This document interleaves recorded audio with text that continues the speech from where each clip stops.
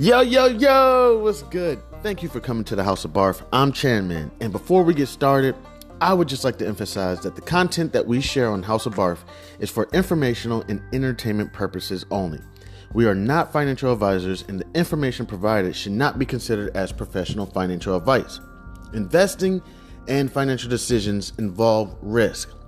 It is crucial to do your own research or consult with a qualified professional before making any financial choices. The opinions expressed on House of B.a.r.f. are of our own and do not reflect the views of any organizations that we may be affiliated with.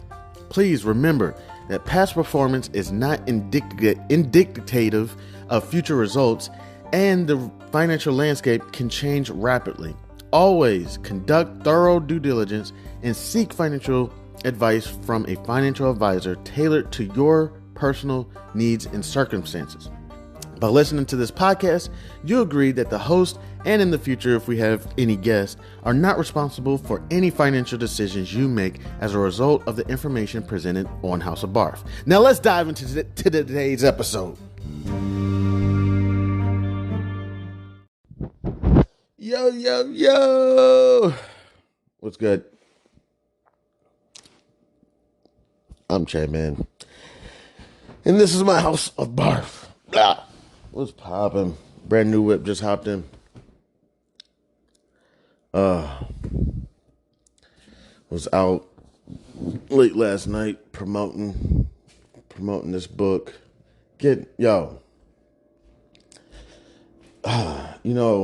For probably the last year, I've literally, I'm so sick and tired. I just looked out my back window.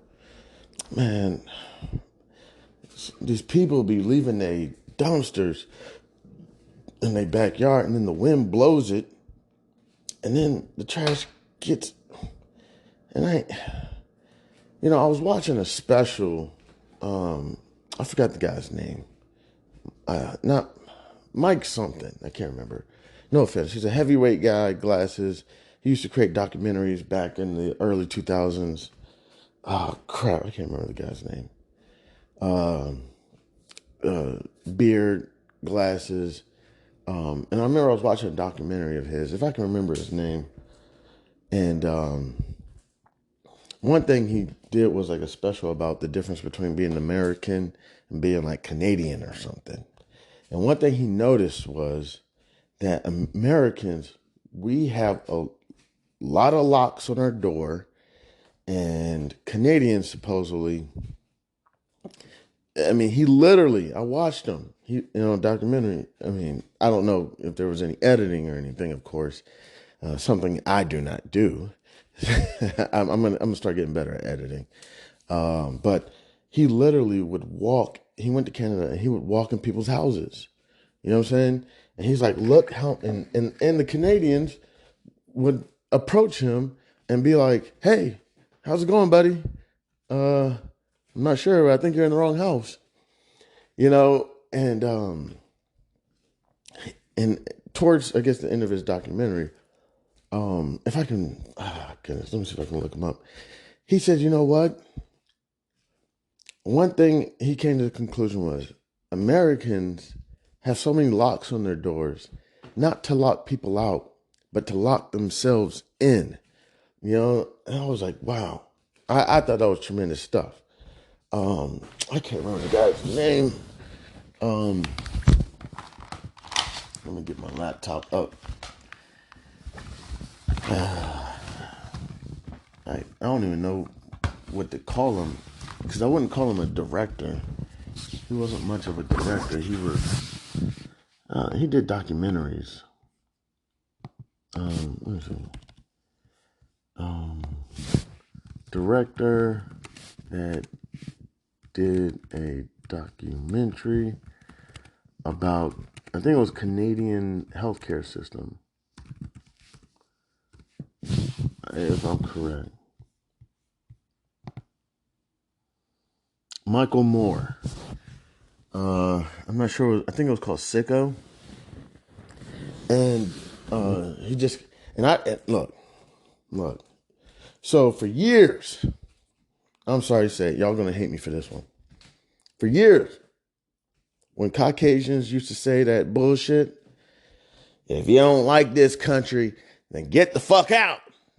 For years, what'd you do when they said that bullshit?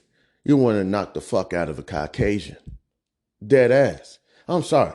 I'm not from the coast, okay? I'm from the Midwest and the South, where those Caucasians are different. I'm sorry. They're different.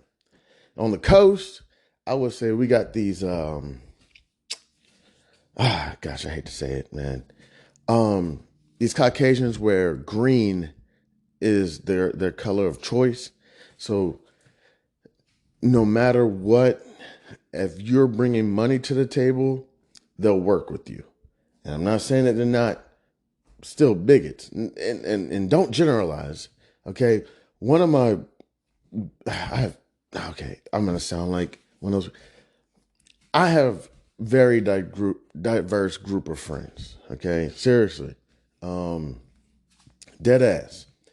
So it's nothing like that. You know what I'm saying? And I'm pretty sure Caucasians and Asians can generalize as well. Okay, they could say, I really like those blacks from the South.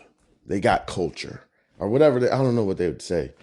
But on the coast, the Caucasians, in my personal opinion, as humbly as possible, I'm sorry, are more about green.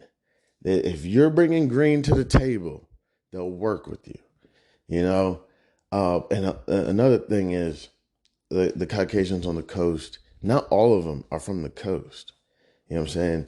A lot of them come from bigotry places. What are some of the bigotry places? The Connecticut's, the Rhode Islands, the Vermonts. You know what I'm saying? Now, I'm not even touching on the Midwest and the South yet. But they moved to the coast. What I mean the coast, your DCs, your Maryland, your Virginias, your North Carolinas, your Californias, your Seattles, you know what I'm saying? Is Connecticut, Vermont, and them on the coast as well? Of course, yes, absolutely. But I could be wrong, but ain't nobody moving to Rhode Island. You know what I'm saying? I just found out Connecticut actually was a thorough ass city. I forgot who I was talking to. They like, yeah, man, shit. You don't fuck around in Connecticut. I'm like, for real? Like, yeah, man. I was like, oh shit, I didn't know. I seriously thought these places, I don't know what I thought. I thought people, ate clam chowder. I don't know. When I'm talking about the coast, I'm talking about those major cities. So they come from their Pennsylvania's, Connecticut's, Rhode Island's, you know what I'm saying? And they moved to places like New York, DC, Virginia, North Carolina, California. And what they do is one thing I always talk to my homeboys when we travel, I know you swear by our Prince George's County swag or our DC swag. There's nobody who swears they swag is more swagalicious than people from Prince George's County, DC. I don't know what it is. Whatever's in the fucking water, they swear their swag is on 100. And I'd be like, listen, we about to go to wherever, Atlanta, wherever. Please, I don't give a fuck about your Nike boot wearing ass. All right? Shut the fuck up when we're out and be respectful. All right? Trust me, y'all don't understand. You go traveling with these Prince George's County people, they swear that their swag is on 100 million. You know what I'm saying? I'm sorry, for me, the shit is annoying. You know what I'm saying? Because that's the shit that gets us knocked the fuck out. And I ain't trying to get knocked the fuck out. To be honest, I ain't never been knocked the fuck out. I'm not looking to check that box off on my bucket list. I be trying to go places. You know what I be trying to do? Not everywhere. For the last few years I was married, but prior to, when I go places, all I'm trying to do is make friends with the women. That's all I'm trying to do. I just want to make new friends who are women, and are beautiful. And everybody's beautiful in God's eyes. Okay. That's all I'm trying to do. I'm trying to have a bev, have a good meal. I'm very simple.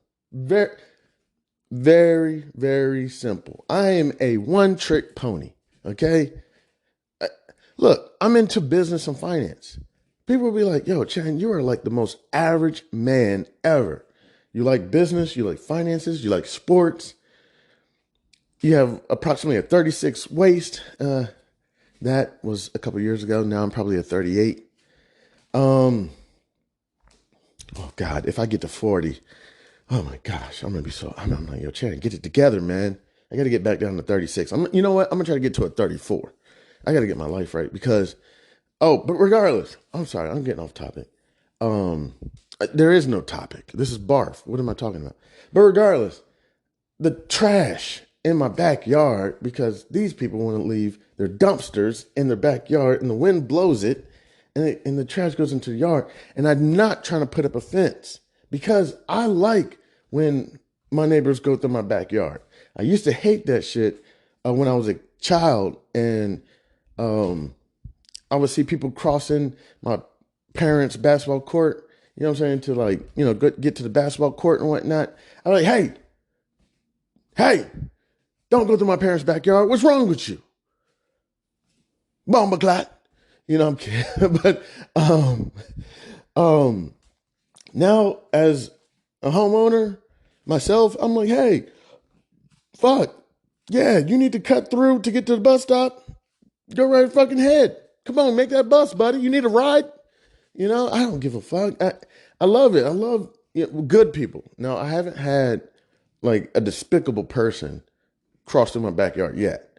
You know what I'm saying? It's good people. Good people just trying to make it to the bus stop or a cut to make it home quicker.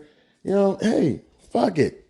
And I had an opportunity, a company, one of my homeboys, fence company, who told me they'll put the fence up for a discount. So if a fence costs like 10 grand, they were going to do it for like 7 or something like that, 7.5 or something like that. And I was about to pay him, but then I ran into some situations. I ain't got no chicken, no turkey, and it just didn't. And I don't want to put no fence up. You know what I'm saying? Because again, that Michael Moore documentary, I believe it was Sicko, where he did a documentary on the Canadian healthcare system compared to the American healthcare system, taught me when you put a fence up, we think we're blocking people out, but really we're blocking ourselves in, something like that. So, so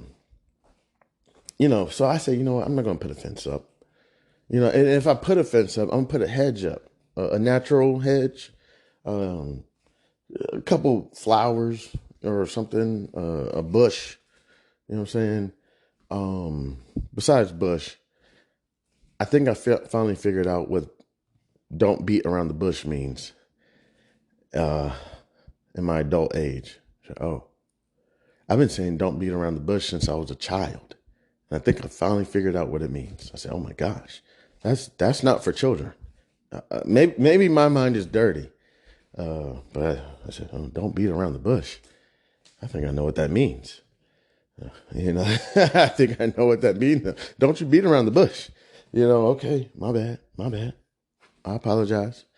But regardless, I have no idea what I'm talking about right now. In this House of B.A.R.F.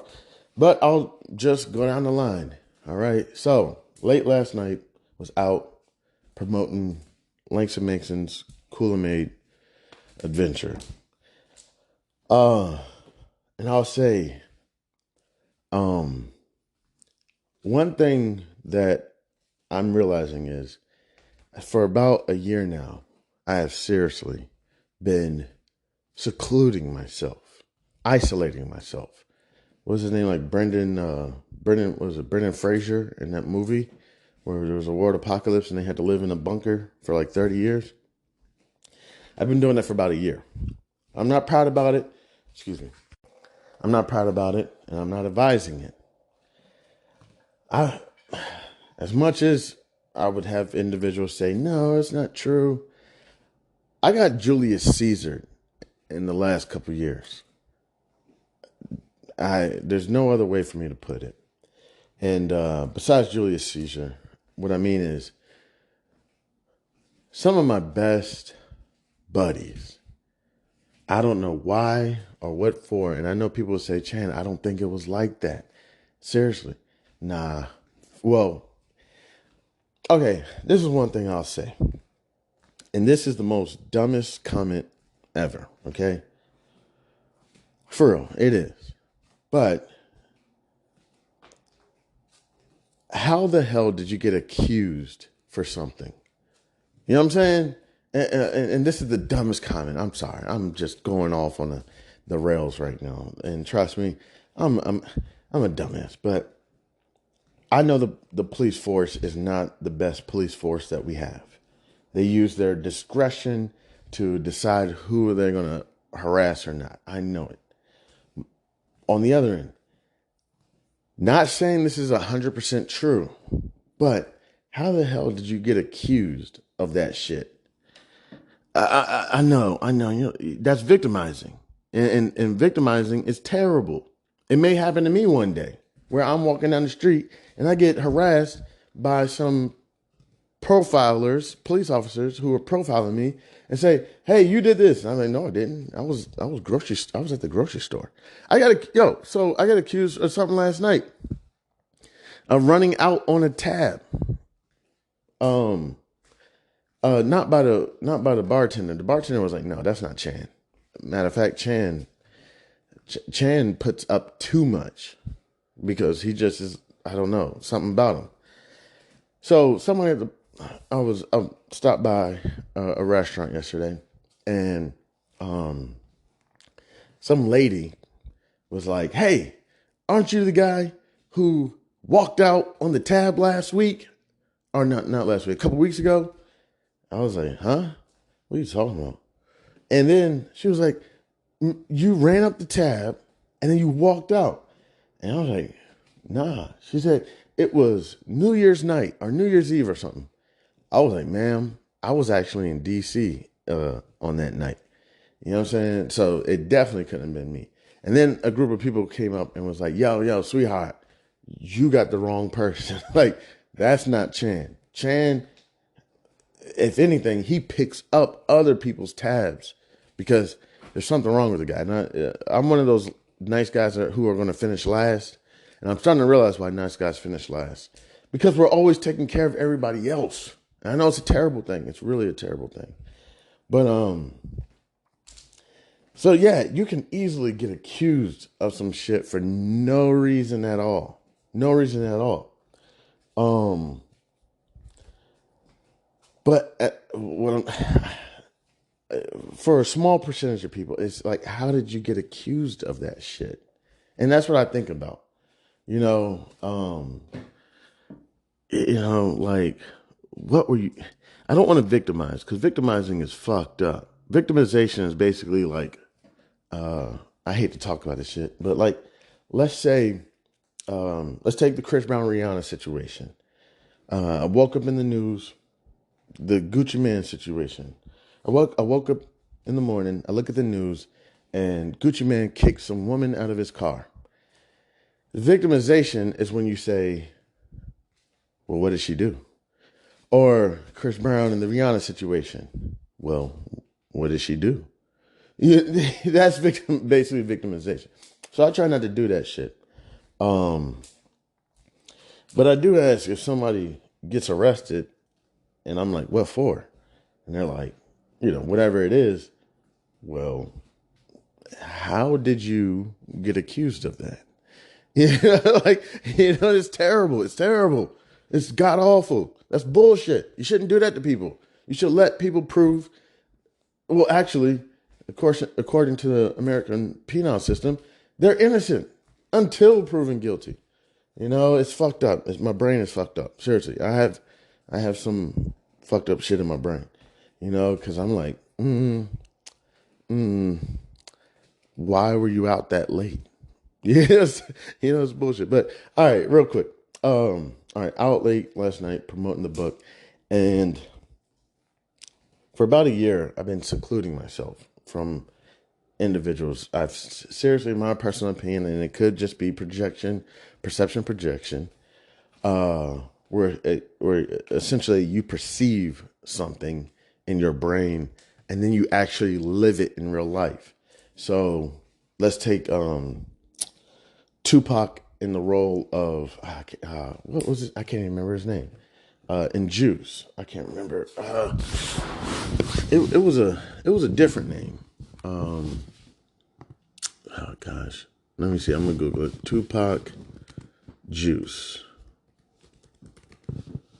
Was it Sinclair or something? Let me see.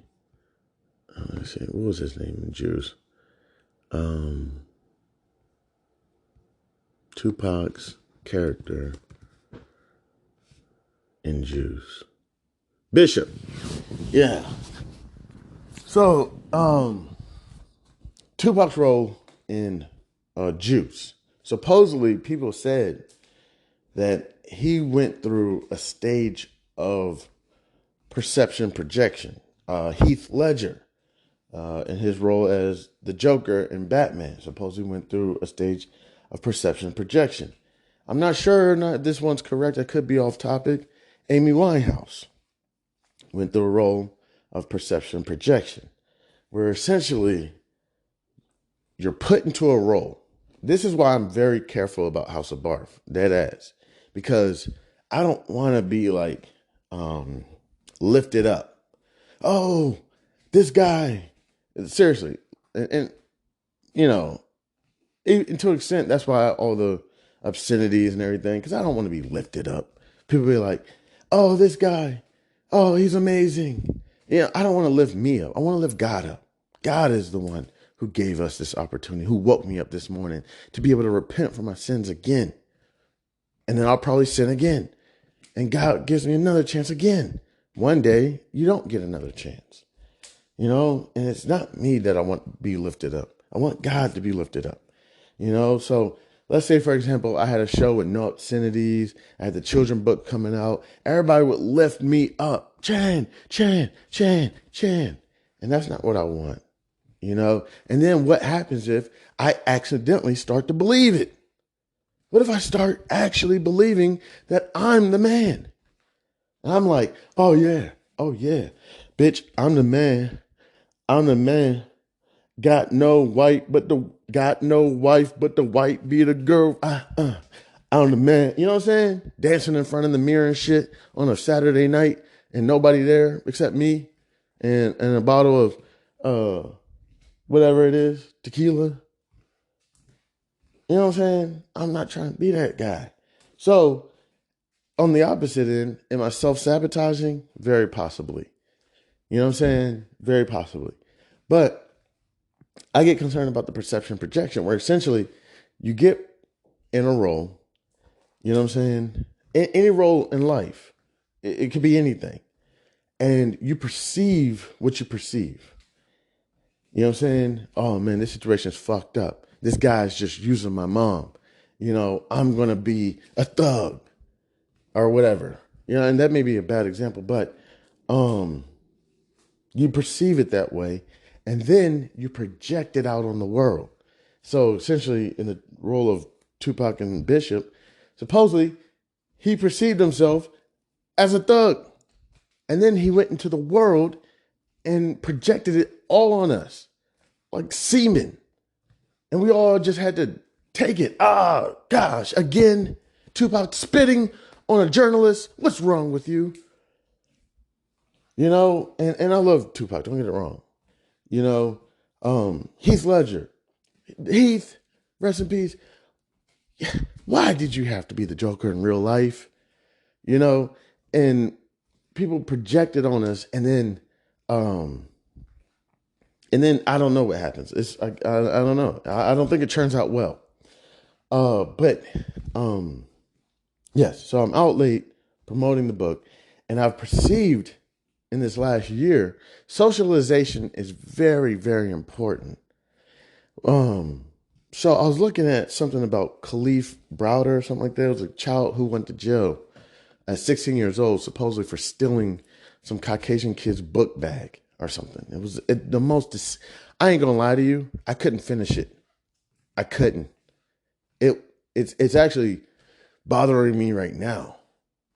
I if I did finish it, it took me a while to finish it. I had to break it up in segments. It, I, gosh, that poor kid. And I believe he committed suicide eventually. But they say that the SHU unit, I don't know what it is, a special housing unit or something like that, essentially isolation unit, that no one's really supposed to be in that thing longer than like 11 days or something. And there's individuals who have spent 11 months. Seclusion supposedly is like the worst thing you could do to somebody, you know? So in secluding myself, I know I'm doing damage. Somebody told me, Chan, secluding yourself is almost as bad as smoking a pack of cigarettes a day. That's what they said. They equivalated me putting myself in isolation as smoking a pack of cigarettes every day. They're like, yo, that shit kills you. There's this thing. It's like a seclusion tank. I don't know what it is, but it's like all dark, no music, no light. They said the longest somebody could sit in there, I think seriously, the record is 11 minutes, maybe 10 minutes. I'm not sure. People cannot be left alone for long. And I have been secluding myself from people for probably the better part of a year. Because when I got stabbed in the back by some of my best buddies, and the way they stabbed me in the back wasn't terrible. It was like, if I told you like dumb stuff, like calling my spouse behind my back for dumb shit, just to say hello, you'd be like, oh, that's not bad. And they were friends with her before they met you, you know? So, or just stuff like that. But it's like, yo, I don't know. That shit just doesn't seem right. I don't know. You know what I'm saying? I don't know. So it's nothing serious. It's dumb shit, you know, but I look at it as like, wow, these motherfuckers, you know what I'm saying? And so I perceived this information, and then I project out on the world that the world hates me or nobody likes me. You know what I'm saying? Well, went out promoting the book last night and figured out that is so far from the truth. There are so many individuals who are ready to support me. But for the longest, I've been in seclusion, sitting here dwelling on my thoughts, brewing in my own stew, thinking that, man, you know, I don't know what it is about me. People don't fuck with me like that. Think about the marketing team that I just had who said, Chan, we're in France and we're listening to you. Here, one more, please. But yeah, there's so many individuals who are very supportive. And there's some other shit that I had to deal with. Like, I had individuals calling my spouse 2:00 in the morning just to ask her if she was okay. I had individuals telling my spouse that Chan, he needs help and you should divorce him. I had individuals taking my spouse out on dates because they just wanted to see her happy. You know, it was a lot, man. It was a lot. And it was from people that I would allow in my house, drinking my drinks, eating my food, and never ask them for a motherfucking thing. Never. And they would complain. I would pull up let's just say a Floyd Mayweather fight. I'd pull it up. And they'd be like, why is your TV screen not clear? And my dumbass would try to, let me go reset the modem. Maybe the Wi-Fi isn't coming through clearly. And, you know, I'm running around trying to serve these people, and they were going behind my back and hooking my spouse up with new people because she needed to be happy. Now, me being an asshole, happy from what? I'm not, you know what? I'm not gonna. I'm done doing that shit. Happy from what, man? Shopping. You know, I'm not gonna go into it. Individuals. Um, so so when I got blindsided, when you get blindsided, it takes you off your rocker. You know what I'm saying? You get blindsided. So as I'm getting blindsided, some individuals were bulldozing me. Oh yeah, you need to. Oh yeah, you'll never be able to keep the house. Oh yeah, yeah, you just need to sell it. Oh yeah, can I help you sell it? Um, oh yeah, you should just go ahead, get the divorce. Knowing damn well I don't believe in divorce. Knowing damn well. Not saying that it's perfect. Knowing damn well I don't believe in divorce. Oh yeah, we see you're trying to hold on. You're just trying to hold on. You should just sign the papers. Oh yeah, you should just sell the house. Don't give a fuck about nothing in my life. I'm getting bulldozed. Then recently, I've been able to get my feet under me and I've been able to push back. This is the thing about bullies. Bullies ain't shit. Bullies will bully you as long as you allow them to bully you. Now, I'm not saying there's not no sick bullies out there. There might be a fucked up ass bully. Motherfuckers just fucked up. I mean, they just fuck you up. Even when you fight back, it like turns into the Incredible Hulk. They just get more angry. I would say 98% of bullies, I might even go as far as say 99. The time you put your feet up under you and push back, you know what happens to those bullies? They go south. They go quiet. Quiet as a fucking church mouse. And recently, I've been able to get my feet up under me and push back. For a while there, they're like, oh, you should just fill out the divorce paperwork. And I'm sitting there and I'm like, all right, I don't know. Like, all right. Oh, you're just trying to prolong. You're just trying to hold on, and I'm like, I am trying to hold on. But whatever. So then I got myself strapped. Essentially, I got myself a lawyer and I said, hey, could you help me handle this shit? They're trying to take everything from me and everything, and I don't know what to do. Random, at the same damn time, my AC unit blows out when all this shit's going on, and sitting in a hot ass fucking house, and I'm distraught. And somebody came up and was like, "Yo, let me get you a little mini AC unit just to put in your house for the next couple of days until you get this figured out." I said, "Thank you. You're really helping me right now. You're seriously helping me." Because this is around July 2023 when everything is just like blowing up in my face. And I'm sitting there trying to work and do my job. And then my job is telling me I can't perform and telling me that they're going to terminate my ass. And then the spouse leaving and and their network of people sitting there. Hey, I just want to let you know, we're just trying to help you out. You should just sign the paperwork and you should just sell the home. And I don't know, I'm digging my bag. I'm flabbergasted, you know? So I bring all that up to say is, so for approximately the last year, I've perceived in my mind that nobody really likes me. Nobody fucks with me. I've been in the crib working on my trading, trying to better my craft as a trader.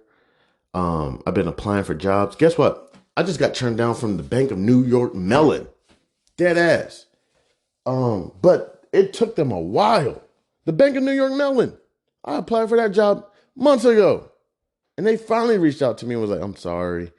We're going to go ahead and go with another candidate. I said, cool. But y'all were reviewing my information for months. The Bank of New York fucking Mellon. Awesome. They're one of the only banks right now who are surviving. So I thought that was special. Then I applied for another role I applied for like a mid-level role, and they came back to me and were like, we really like you, but we're not sure if you're ready for a mid-level position. Listen, I'm gonna tell you this real quick. And because this is my journal time, this is my podcast. My bad. This is our conversation. You put me in any role, the job is getting fucking done. And you leave those assholes out of my way. I always tell people, I don't need your help. I just need you not to be against me.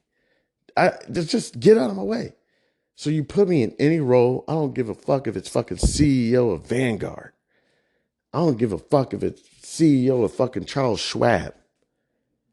Put me in any fucking role. I'll rock that shit. But I do have this perception that, I got to go in there and I got to smile every day, or people are going to think I'm in a funky mood. Hey, Chan, why are you in a funky mood today? Bitch, I just woke up. I'm not in a funky mood. What are you talking about?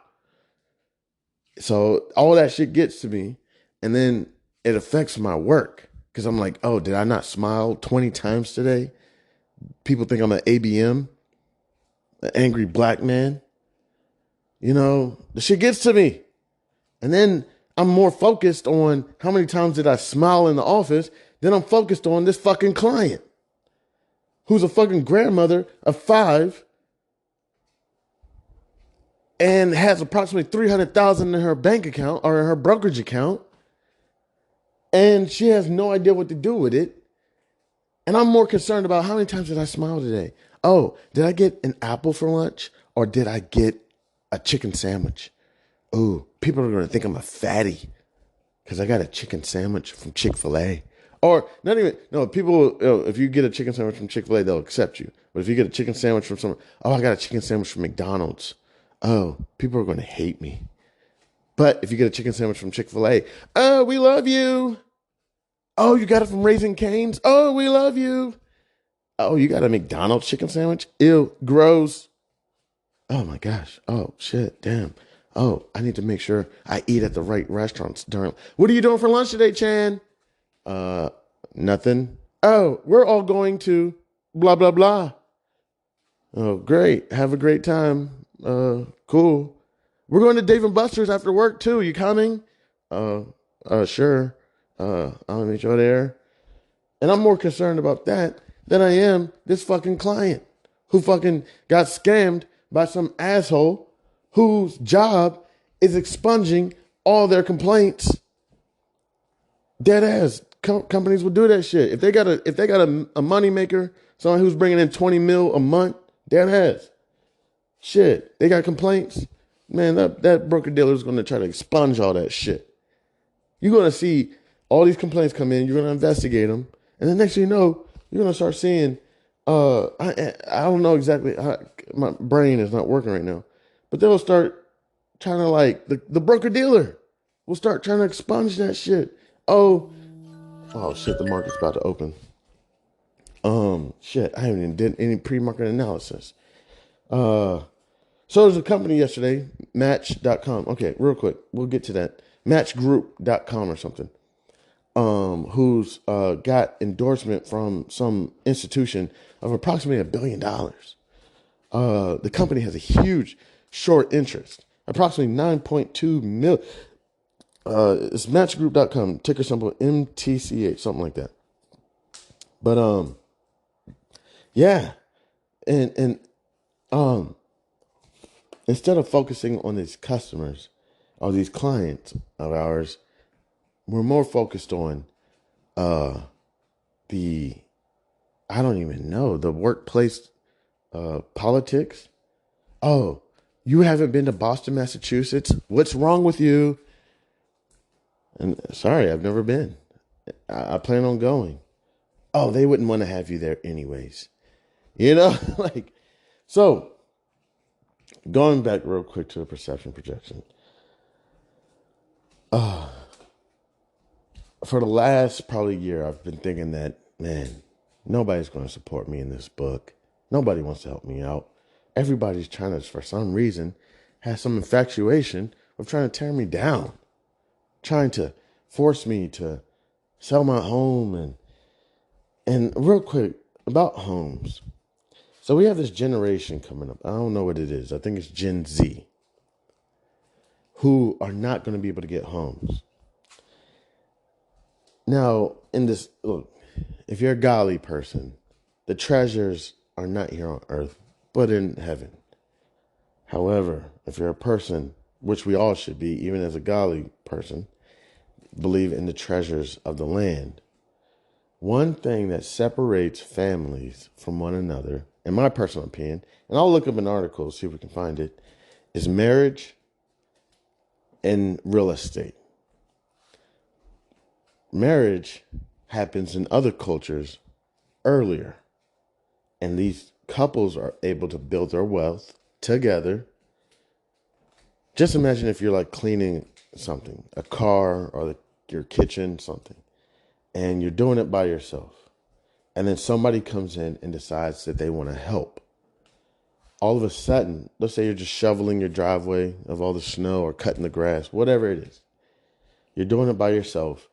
And then somebody comes along and says, we're going to help you. Next thing you know, what happens? The grass gets cut. The driveway gets shoveled a lot easier. Before you know it, you're like, oh shit, I have a ton more energy. I could do something else. There was a ladder that was being built, I believe, in the town of Babel, if I'm correct, or Babylon. And this tower supposedly got very tall, that it even got the attention of God. When we work together, we're able to go farther. There's a saying, if you want to go fast, go alone. If you want to go far, go with your friends and family. Go with people, essentially. So, when you get married, and I'm not an advocate, I'm not going to sit here and advocate for marriage. I believe in marriage, but I'm not going to sit here and say everybody needs to get married.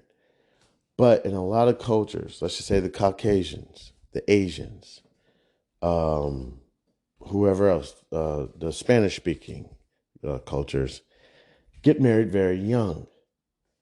And if you notice, they're able to develop wealth over time, quickly.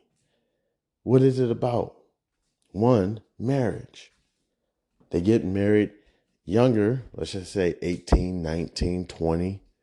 Not saying that you need to get married that young, because that's pretty young to get married. But they're able to develop more wealth over the course of time.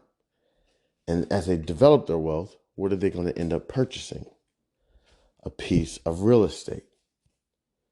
And in this real estate, as much as I understand, it takes 30 years to get $400,000 in equity. It takes 30 years to get $250,000 in equity. It does. You could easily break that down. Let's see. If you break that down, let's see. 400,000 divided by 30. So you could easily try to make $13,000 a year in other things. Gambling, stock market, whatever. And you don't even got to get a piece of real estate, because getting a piece of real estate can become a little bit of a liability if you don't do it right. I don't know about all the tax codes and everything.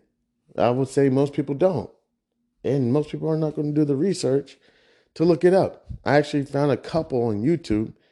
It's for lack of better words, it's an Asian male and a Caucasian woman who talk about real estate. So I watched them on YouTube to try to learn about the tax codes and everything and how to rearrange shit. But a lot of people are not going to do their research. So they're not going to know about different ways to code shit and all this different shit. You know what I'm saying? So it's going to take 30 years to get $400,000 in equity. Or it may not even be 400,000. It could be 250.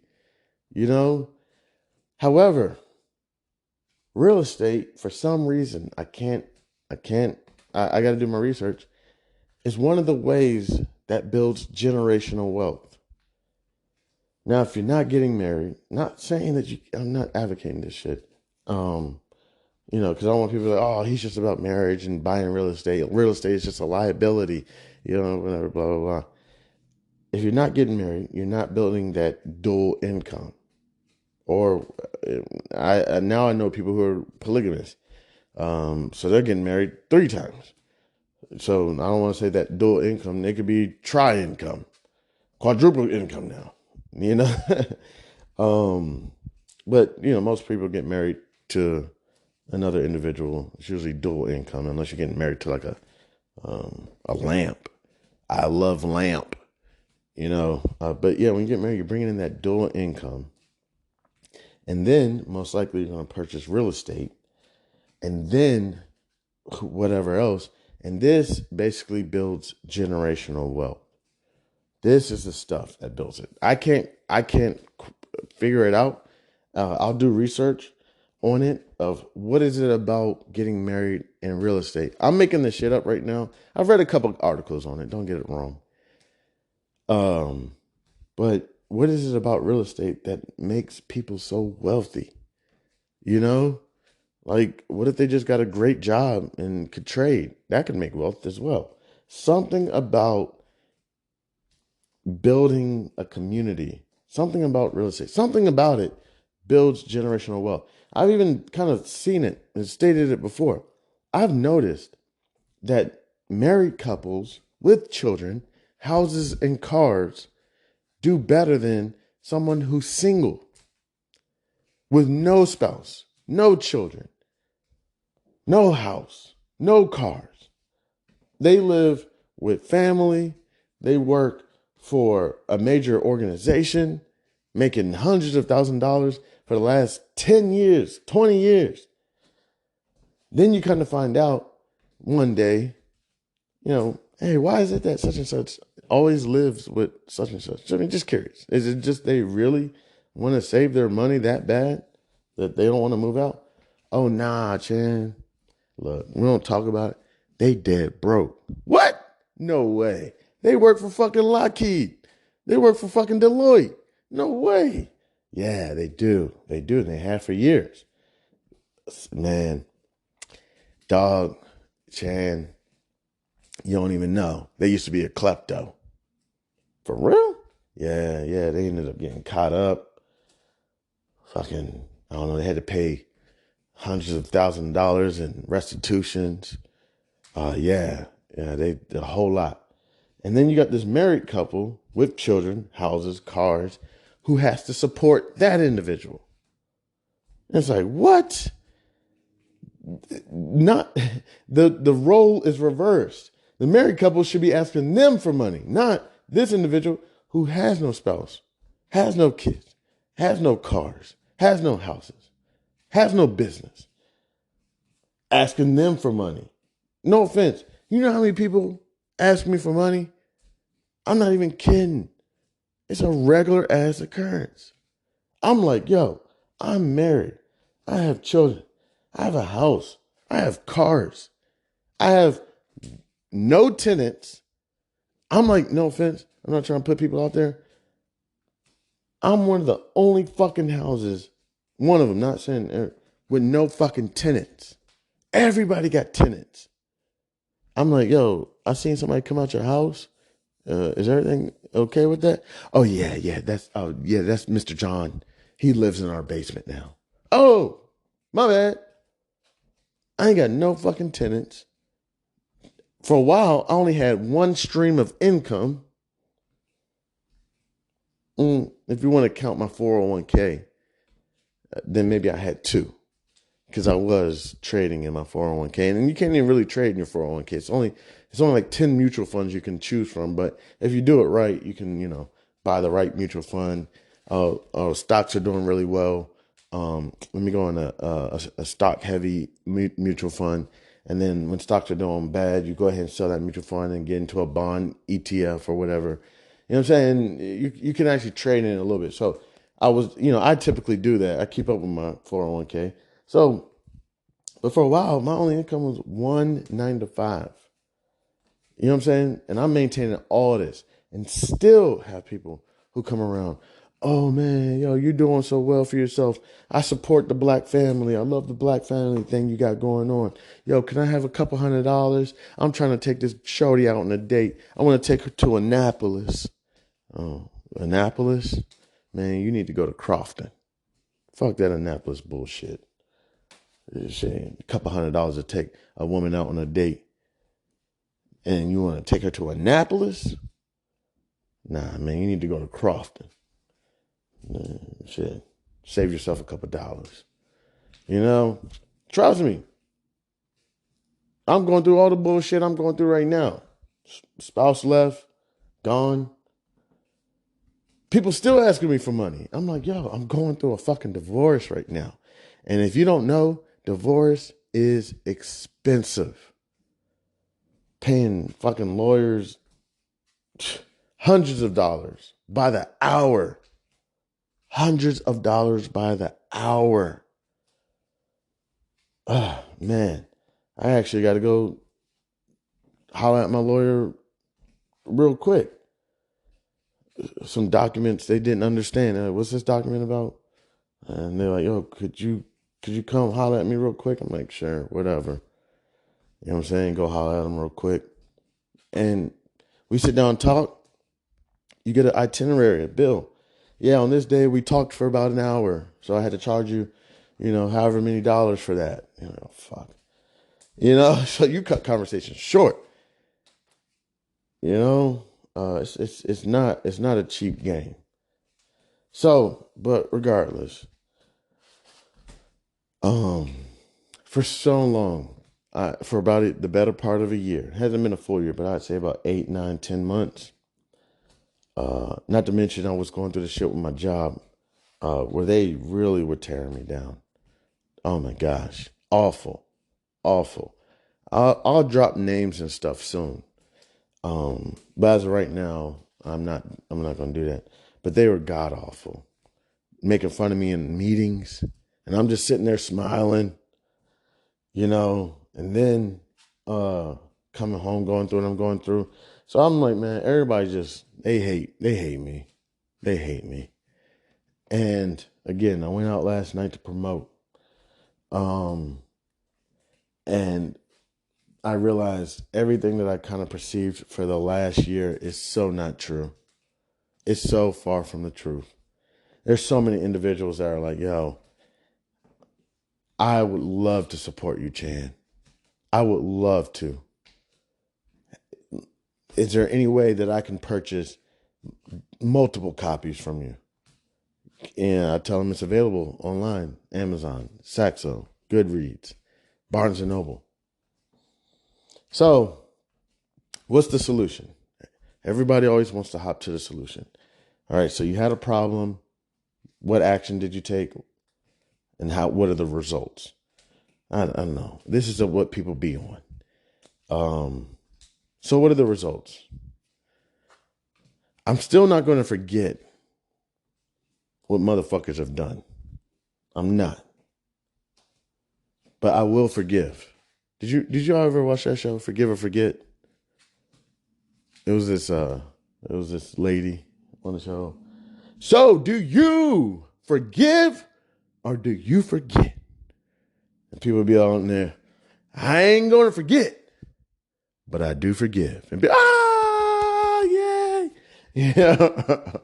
I ain't going to forget. And even as much as people want to say, yo, Chan, I think you're crazy. I think you're making that up in your head. God has always looked out for me. Always. The thoughts that I'm having, I know what you may say, are God-given thoughts. God is telling me, Chan, look out for this person. Watch out for this person. It's not me just sitting around just brewing in my own stew, making this shit up. It could be a little bit of that too. But I'm still going to be wary of individuals, knowing the disgusting, backstabbing ways of individuals. But I'm going to forgive. And I'm going to lighten my load. Load. Say, nah. I'm going to lighten my load. I am. Because when you don't forgive individuals, it's a weight on you. It's a weight having to walk around and have this burden of, I hate that motherfucker on your shoulders. I'm going to forgive these motherfuckers. Ones that were trying to force me into a foreclosure or a sell on my home. We're just trying to here to help you out. No, you're not. You're here to make a sell. You bitch. But I'm going to forgive. And I'm going to stop projecting my insecurities. Shout out to Issa Rae. I'm going to stop projecting all that shit. And I'm going to try to cleanse my slate and start off with a new beginning. Dead ass. So I'm going to start fresh and realize that sometimes the things that we perceive in our brains through our experiences may not be reality and may be fake. And I think I've realized that a lot of the thoughts that I've had were fake. And they were false. And also, last thing before I roll out, shit, it's 9:40. The market is open. Oh my God. Last thing, shit. Crap, I just lost my train of thought. Oh, I'm always going to remember that God is with me. When I go through these situations, you get nervous because you feel like you're alone. That's the fear. And then, they say fear is nothing but the devil. Understanding that when I'm out here in this world and people are people, that God is always with me. What is it? Though I walk through the valley of the shadows of death, I fear no evil, for thou art with me. Something like that. That shit is real. Whenever you walk on the beach, what do they say? There's always 4 footprints. No, they say there's, I forget what they say. It's you walk on the beach, there's something walking with you, but there's only 2 footprints. And that's because Jesus is carrying you through life. Something like that. So I will no longer feel alone or perceive the world as evil or whatever. Even though we're born into sin, God is always with us, always protecting us, always walking through us through life. Last thing, for real. If you have children and you're an active parent, wouldn't you do any damn thing for those kids, for those children, for those God-given gifts? Literally, to the extent of murder, to the extent of working 3 jobs. No human being should be working no damn 3 jobs. How the hell? Pissing in your fucking cup in your car because you got to pee, but you're sleeping in a parking lot at the train station and you don't want to step outside and pee. So you just grab a cup and just piss in the cup. And then you take a nap until the train comes so that you can ride the train for an hour to another city to go work another job. Nobody should be doing that shit, but we do it. Why? Because there's something in us that says we'll do any motherfucking thing for those little ones. Sacrifice anything. We should be beating cheeks, having sex like crazy, drinking Merlot, but we're not. Why? Because I'm sacrificing for them. And is it right? I'm not saying it's right. I'm not saying anything's right or wrong. But we'll do any motherfucking thing for those little ones.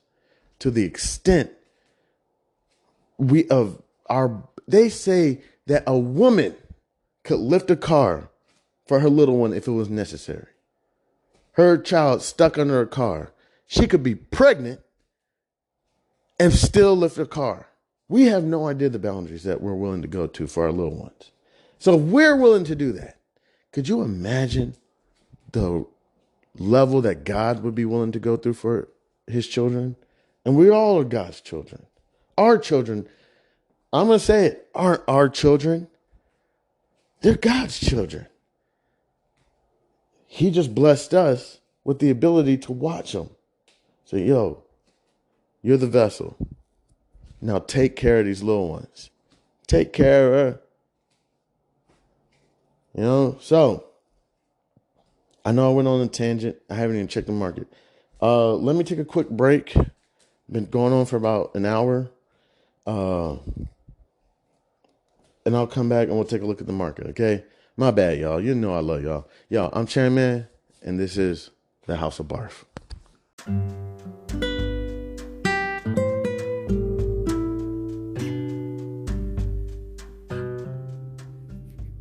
I am thrilled to introduce you to an exciting new storybook journey that I believe will capture your imagination.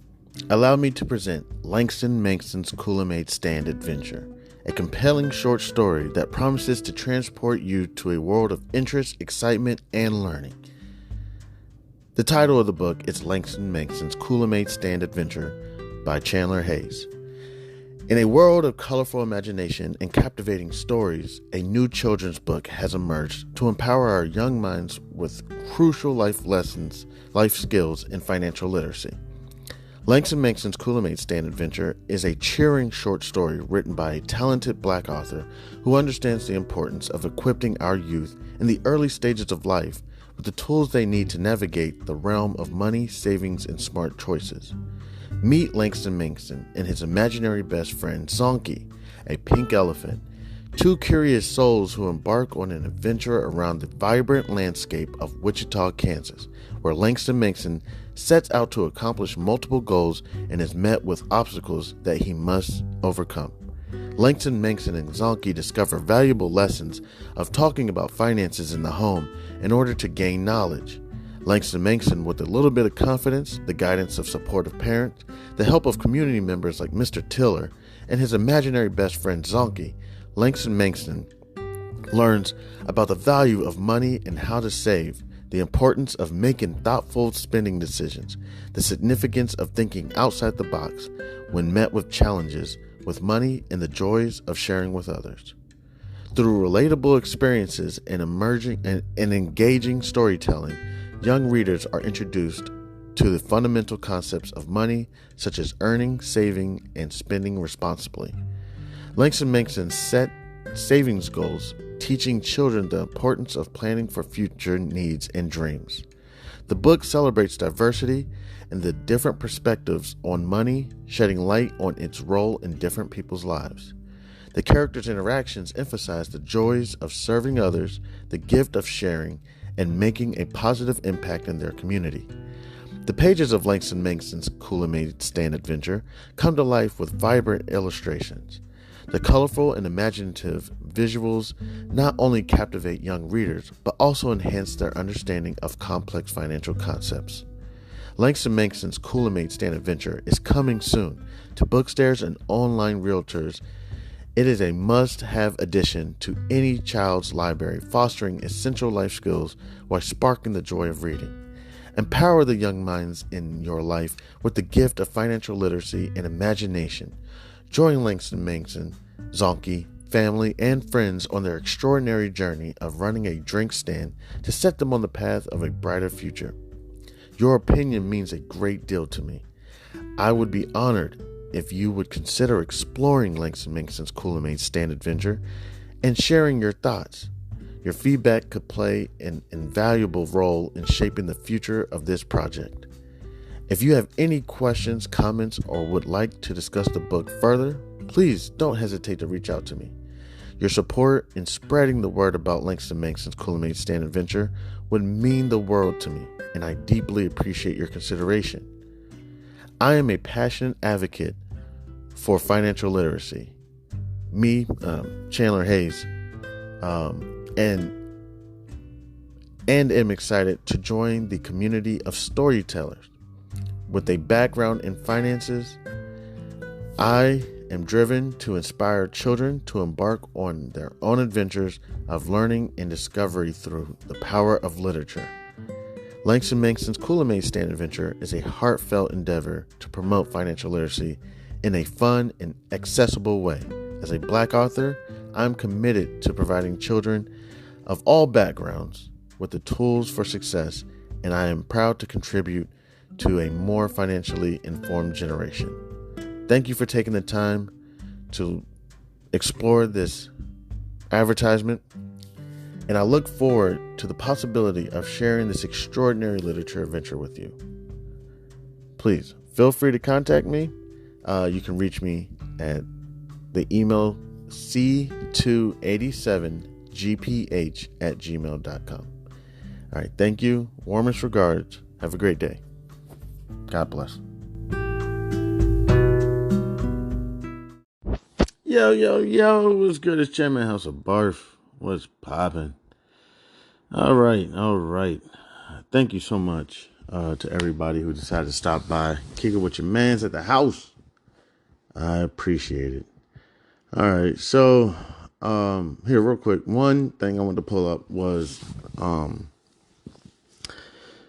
marriage and generational wealth. Not saying, I believe in marriage. I plan on getting married again. Well, I don't plan on it. I mean, I'm not against getting married again.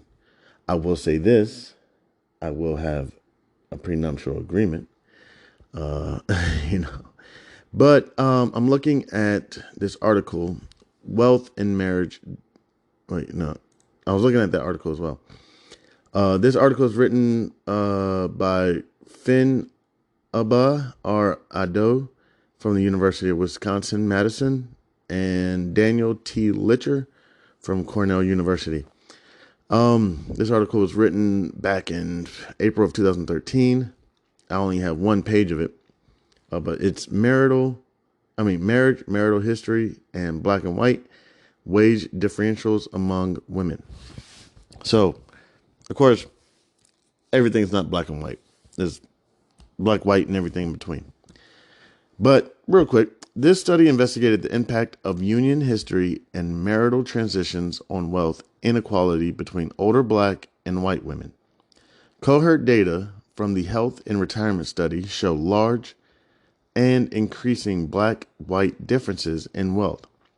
Marital and relationship histories are associated with the wealth accumulation process among older women. Women who married and stayed married accumulated levels of wealth that exceeded those of other women with disrupted family lives.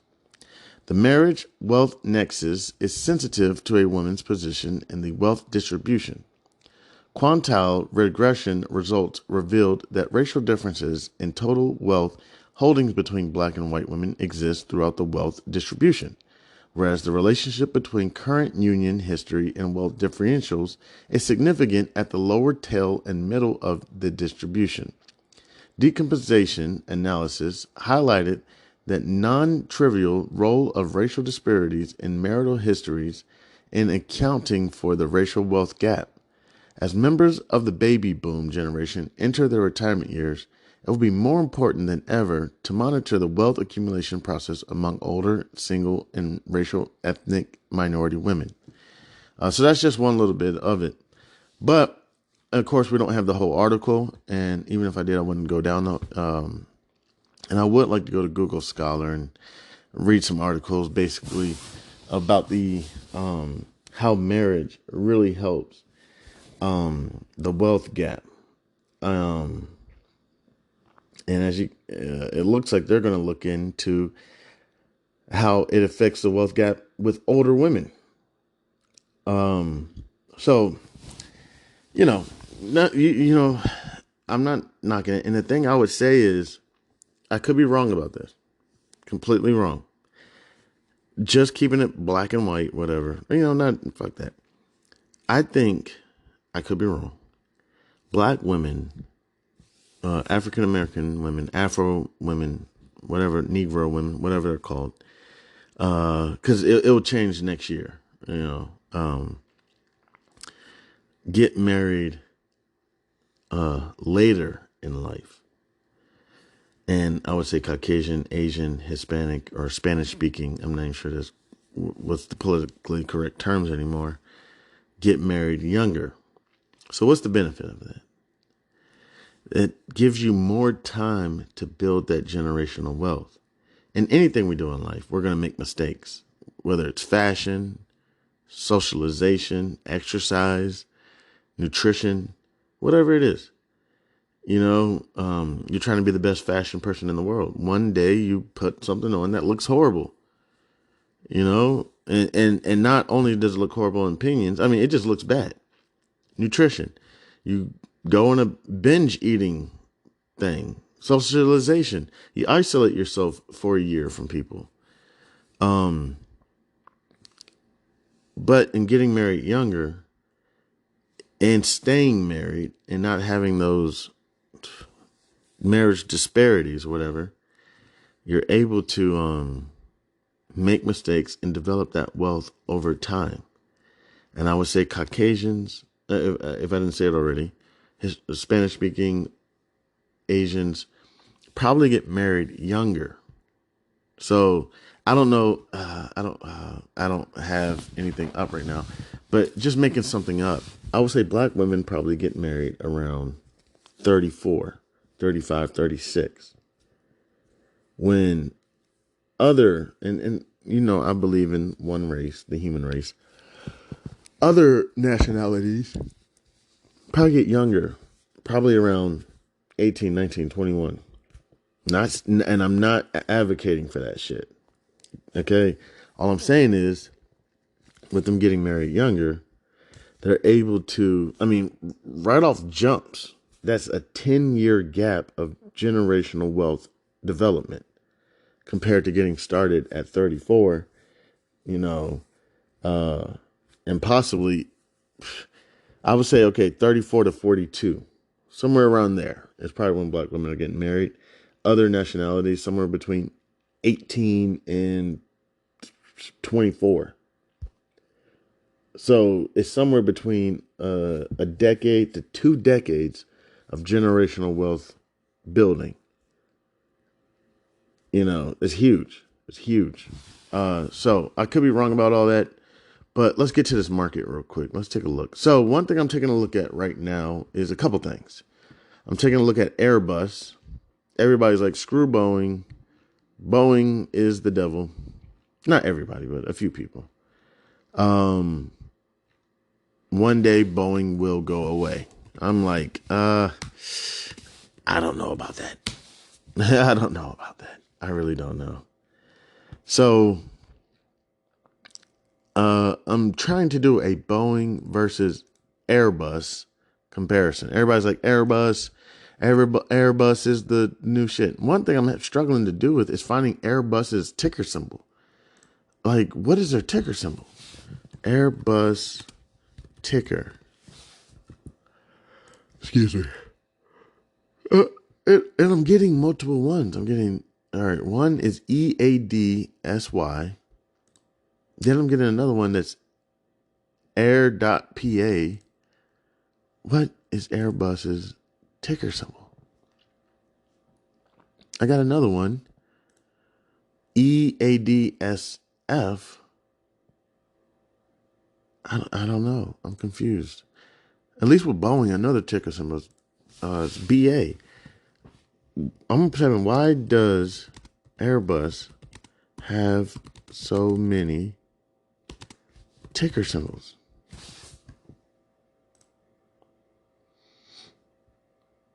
What's the parent company?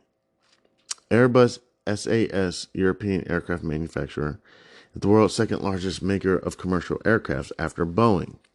It's owned by German, French, Spanish, European Aeronautic, Defense and Space Company, EADS.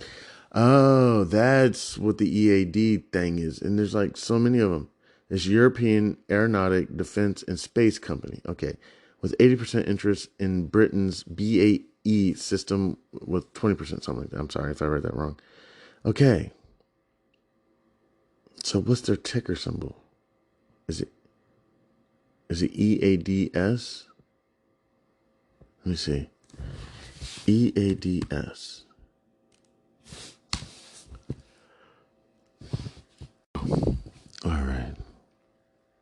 Is it EADSY?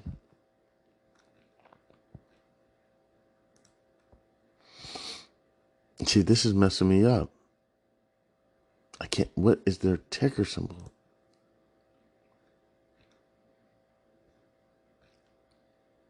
So I got EADSY. So what's EADSF? So I'm going to Google it. What is the difference between EADSY and EADSF?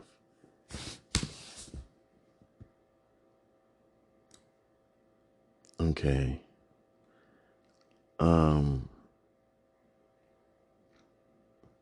Somebody said you're just betting on Airbuses due to Boeing's fuck up. Okay.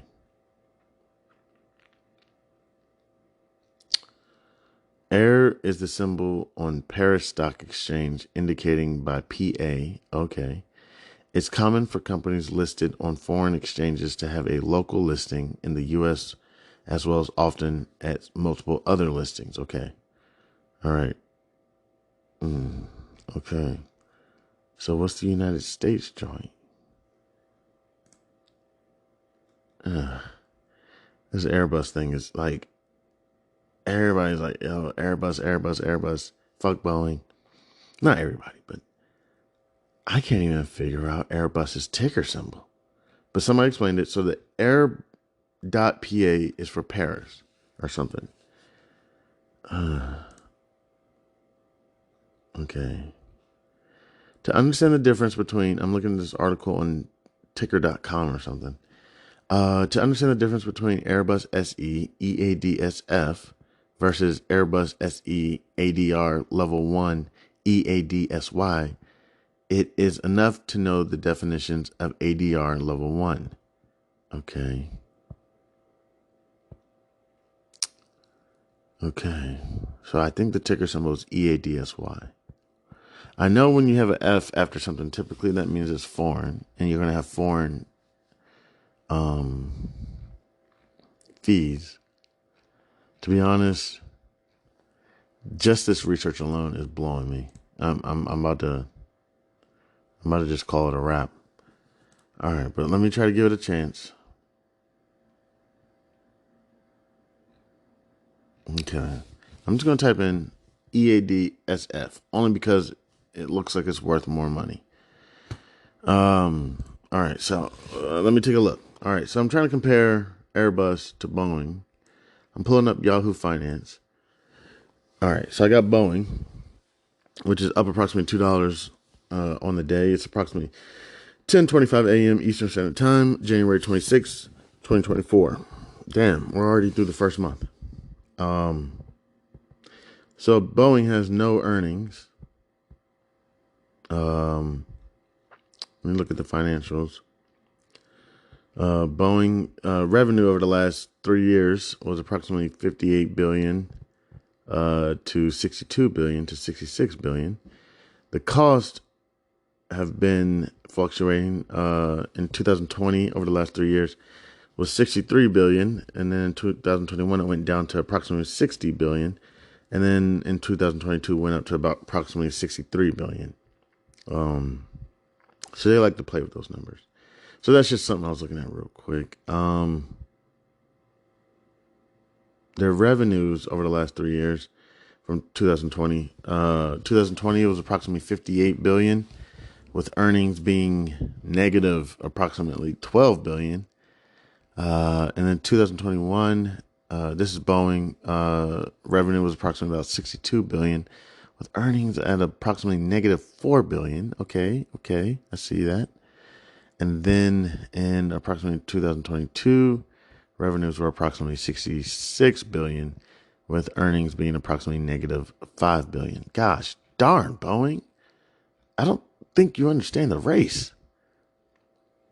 But you're getting better. I can see that. Let me take a look at Airbus. 2000 over the last 3 years, 2020, Revenues was approximately 50 billion. 2021 was approximately 52 billion. And in 2022 was approximately about 58 billion. Cost of revenue is approximately over the last 3 years. 2020 is approximately 44. Damn. So everything you brought in went to getting the revenue. Goodness gracious. But so in 2020 it was approximately 44 billion. In 2021 the cost of revenue was approximately 42 billion. And in 2022 the cost of revenue was approximately 48 billion. Goodness gracious, everything they're making is going out the window. Um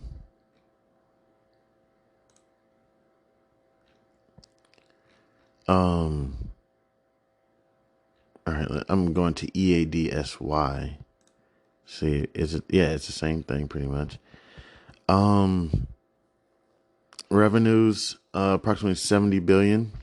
2020 it was approximately about 50 billion, and earnings was approximately negative 1 billion. In 2021, revenue was approximately 52 billion, and earnings was approximately 4 billion positive. Okay. And in 2022, revenue was approximately 58 billion and earnings was approximately 4 billion. Okay. Okay. Airbus, EADSY. Okay, I may take a look into this. Let's take a look at some of their summaries. Airbus, market cap. Let me see. Is approximately 127 billion. With a PE ratio of approximately 30 and an EPS, earnings per share, of approximately 1.38. Okay. Give me 1 second. Give me 1 second.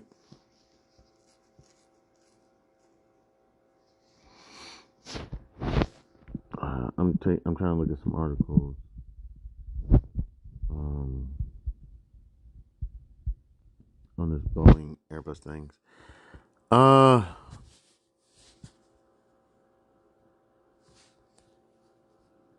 Let me see.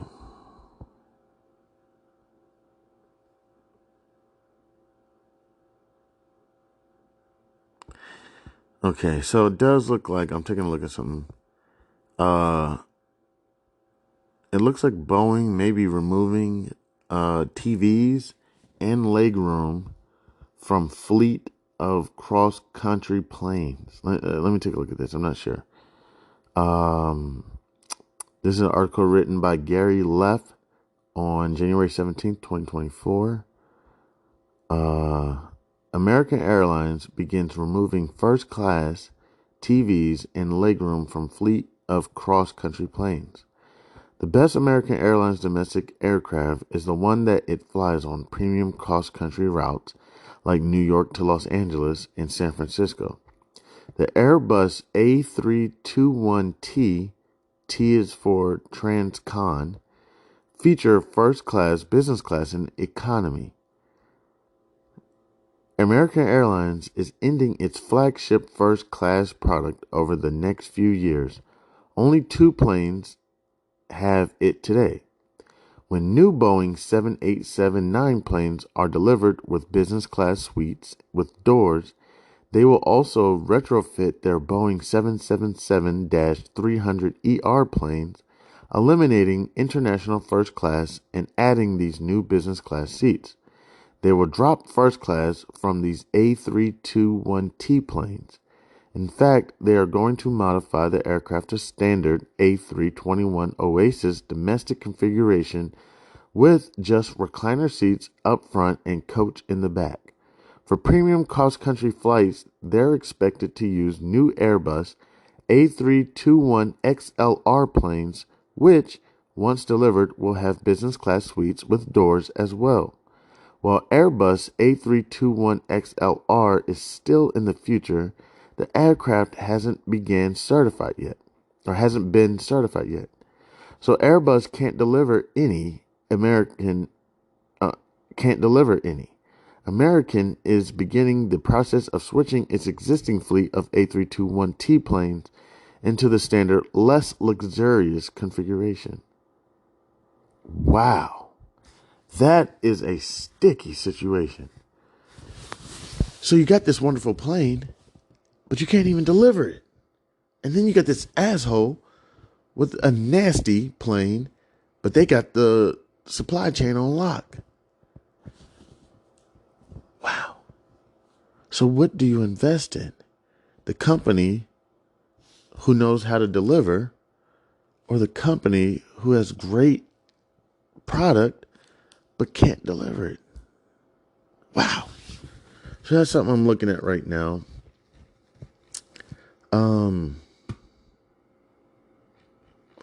And let me take a look at, there's something else I was taking a look at. So somebody decided that they were going to invest in this company called Match Group Inc. Let me see if I can pull this article up. Came out yesterday. I don't want no whips and chains and music to wear me out. And you put that women on me, baby. Let me see. I'm looking for this article. So Elliott Investment Management. To be honest, I've never heard of them. Less discussed are its upcoming. I'm sorry, let me start from the beginning. While most of the attention surrounding Match Group lately concerns a reported stake by Elliott Investment Management, less discussed are its upcoming fourth quarter results, which have compelling set up given a combination of low expectations and the activist pressure, says analysts at JP Morgan in a research note. They believe shares of the online dating company are likely to respond well to better than feared results, while poor results limit downside as it could ramp up activist pressure. Okay. Who is this? Denny Jacob, I believe, at the Wall Street Journal. Okay. All right. Another article. Let me see. This isn't the one I'm looking for. What I'm looking for is, this one says Wells Fargo, price target for Match Group, ticker symbol MTCH, target 231 from 32, maintains equal weight rating.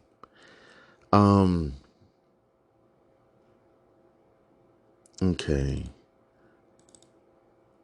But essentially, this Elliott company, I want to find it real quick. Here, let me go to Yahoo.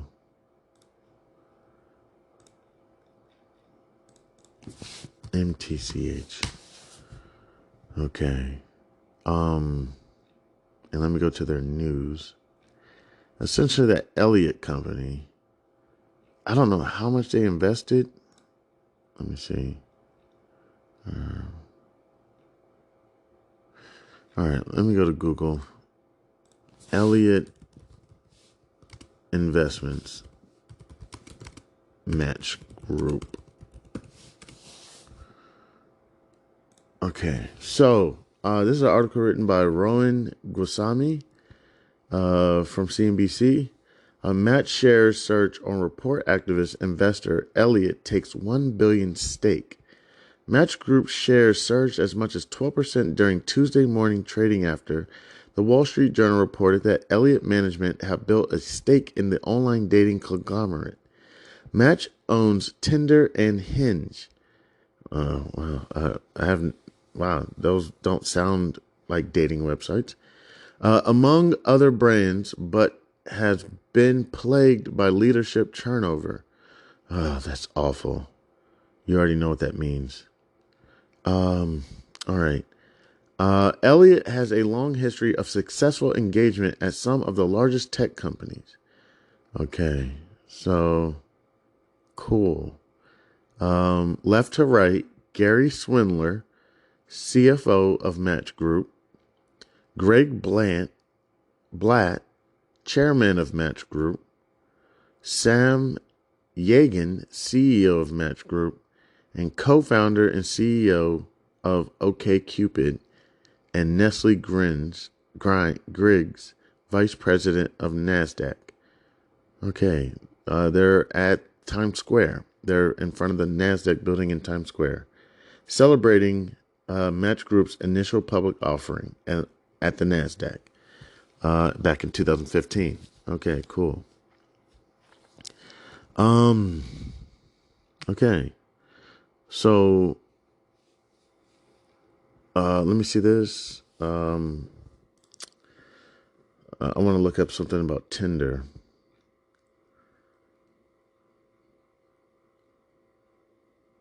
I don't know why, but the AT&T lady, I don't know, she's kind of pretty.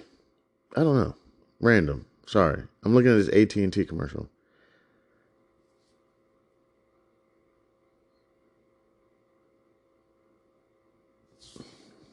All right, here we go.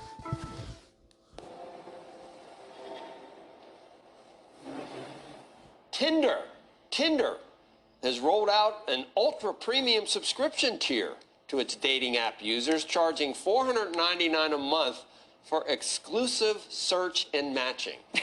What? I mean, this whole thing. I was going to say we're going to do this without comment. Let's just not. What? I know, but let's just do it because I don't know what the hell it means. Are you? People that are on it every. Yeah, I got an idea too, and this is legal, I think. It's legal. What's your bank account on who you are? I don't. What?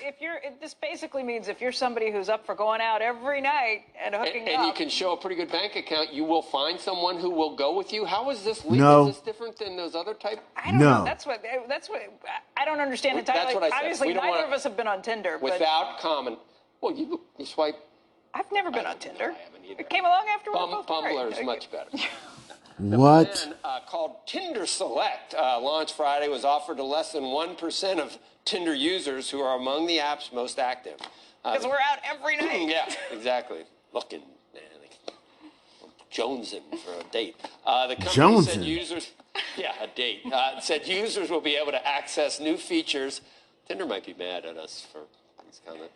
New features such as VIP search matching and conversation that aren't currently provided with existing paid plans. It didn't elaborate on how those features... Oh my gosh, I think I've heard enough.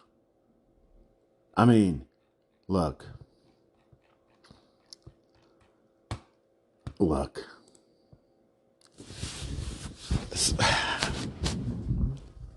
Wow.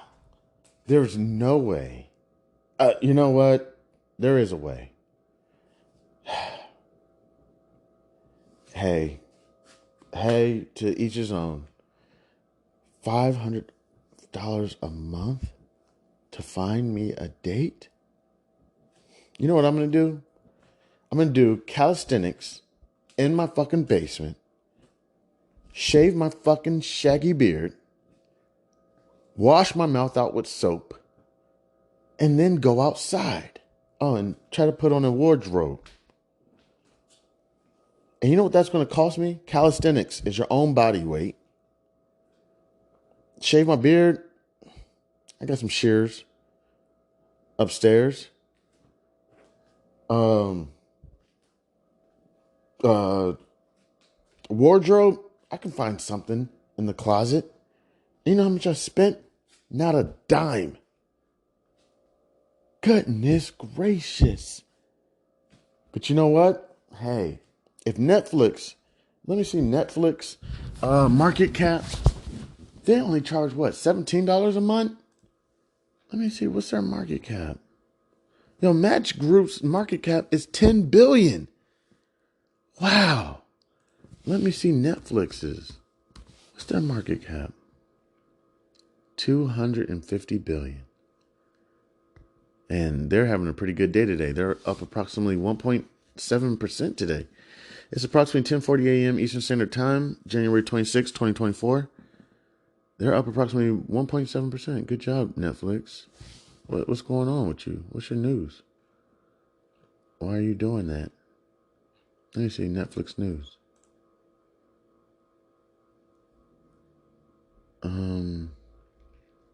Netflix expects ads to provide a substantial revenue stream by next year. Whoa, is Netflix adding ads? No, Netflix, no. Don't do this. Told investors, and yes, I'm going to add ads to my show, but I need the money. All right, I don't need the money. I have faith in God. I don't know what to say, but I do plan on having some sponsorship. If I can get subscriptions and like lifetime listener support, fuck the ads. But if I don't get that, as soon as a sponsor or an ad shows up, I may take it. So please, if you're a company looking for some sponsorship, I have approximately 2 downloads per episode. I know you say that's not much. But I do have a steady audience of approximately 20 listeners. And I have approximately 10 different countries. I'm exposed in approximately about 10 different countries. So, fuck with me. All right. So Netflix told investors in an earnings call this week that its ad-supported tier, which now boasts more than 23 million monthly active users, is still a very small part of its business. That might seem like a massive size in absolute terms, but it's only a small subset of a company's 260 million members. All right, and they keep going. So I want to see what's the average subscription for Netflix? Approximately $16 a month. And if this is correct on what, let me go back to that article. If this is correct, what they're saying, let me pull this back up. And this article was written back in 2024, not too long ago, January 9th of 2024. So let me take a look at this one more time. Tinder has rolled out an ultra premium subscription tier to its dating app users, charging $499 a month for exclusive search and matching. I mean, this whole thing, I was going to say, we're going to do this without comment. Let's just... What the actual FAWK? Oh my gosh. Let me see something. The cost of marriage over the last 10 years. I should probably say in America. Let me see. In America. So try to see if I can get some. All right. So there's an article written on January 9th, 2024 on Value Penguin, by Andrew Hurst, January 9th, 2024. The average cost of a wedding in 2020 was approximately $20,000. A $4,400 per wedding decrease from the year before. Okay, so it went down. Many factors combine to determine the cost of a wedding, including the size and location of the venue, the number of guests, the food, and the entertainment. Not to mention the additional costs that are up to the wedding party's preferences. Okay, so let me look. The most and the least expensive weddings by state. Massachusetts is the most expensive at approximately $30,500. New Jersey is right behind them at approximately $30,300. Connecticut is right behind them at approximately $30,000 even. Approximately. District of Columbia, is fourth at approximately $28,000. New York is after District of Columbia at approximately $27,000. Maryland, damn, is approximately $27,500. New Hampshire is after them at approximately $27,000 even.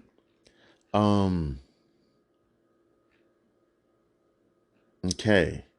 I'm not sure, but the cheapest places are approximately like Arkansas, West Virginia, Mississippi. I want your body.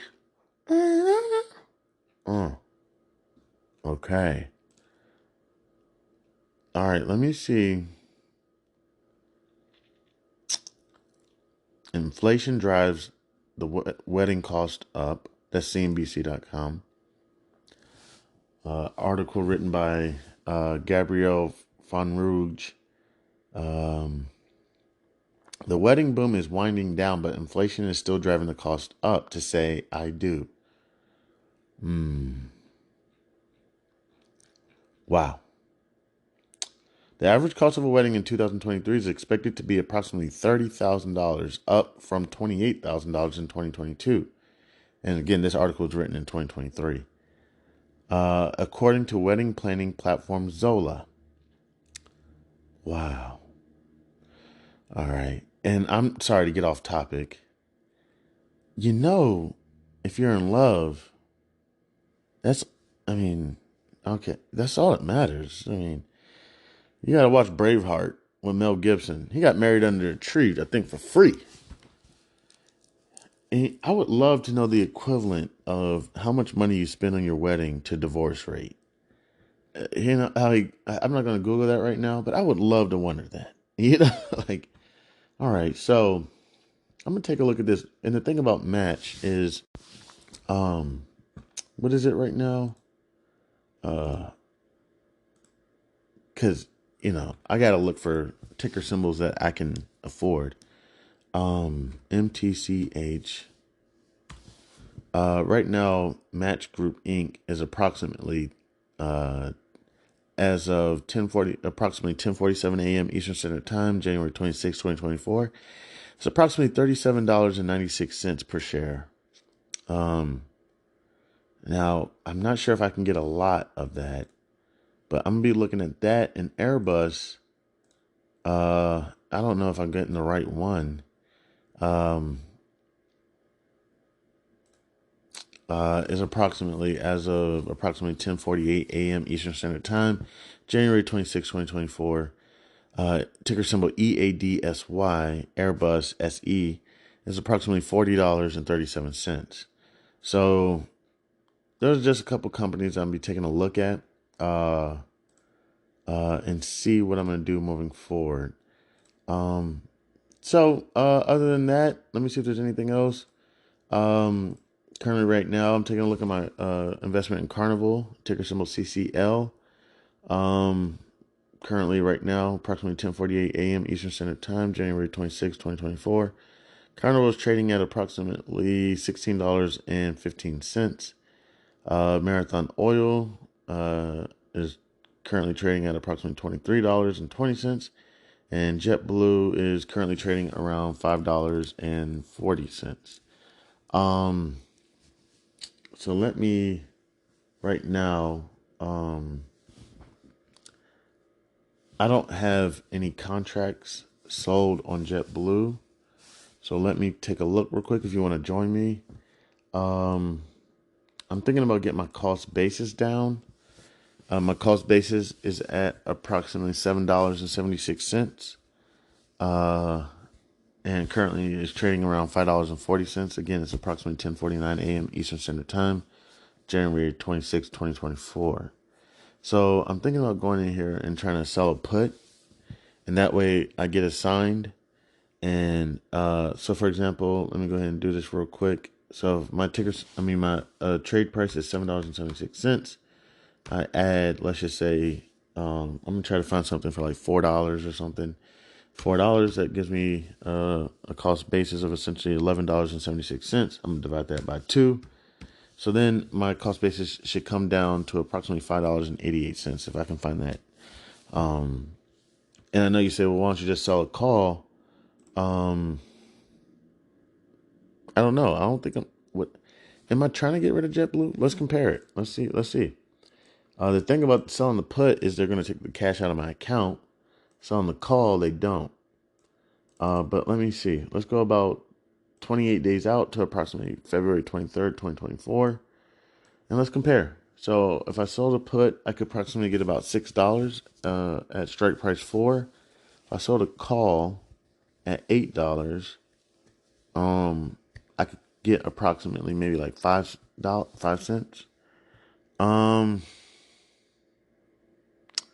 Or I could try to do both. Sell a call and a put. Maybe we should do that. Maybe we should sell a call and a put. Let me see. Let me take a look at the chart.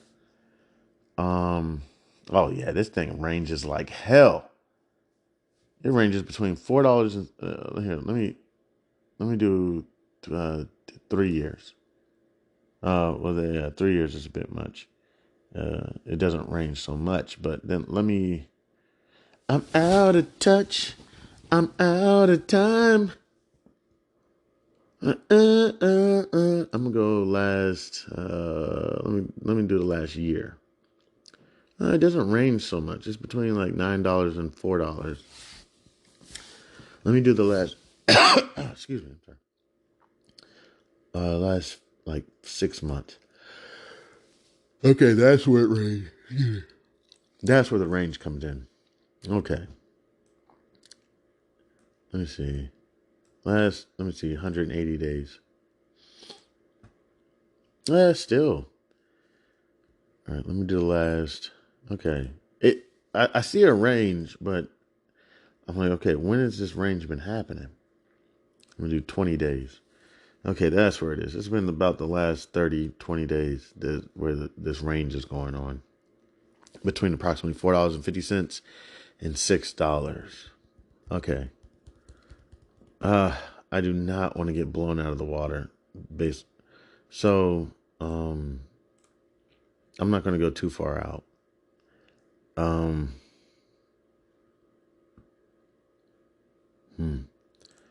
Okay, let's go 7 days out.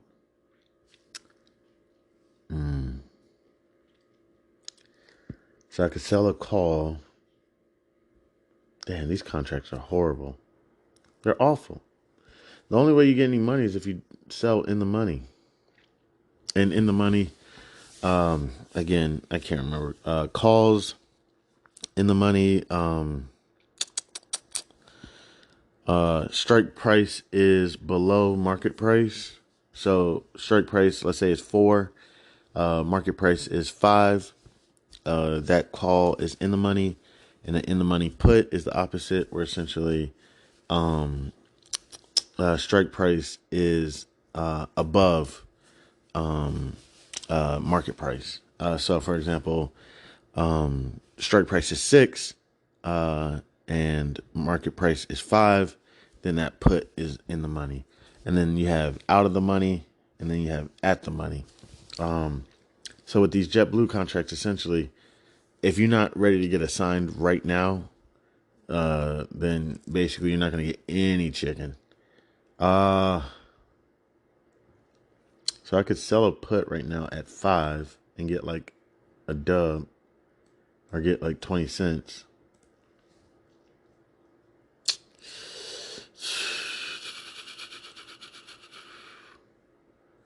And then I could sell a call. And nobody's selling any calls. Or nobody's buying any calls. Except if it's in the money. Gosh, this is difficult.